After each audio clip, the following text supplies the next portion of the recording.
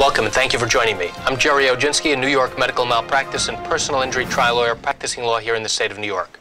When you're deciding on an experienced attorney to represent you, I want you to ask your attorney the following question. How often do you update me on the progress of my case? Many clients are starved for information, and they often will call the attorney's office when they haven't heard things in many months. There's some law firms who literally tell the client, if you don't hear anything from us, please don't call us. We're busy working on your case, and we don't want you to call us unless we call you. Now, that doesn't help a particular client because the client will not know what's going on behind the scenes.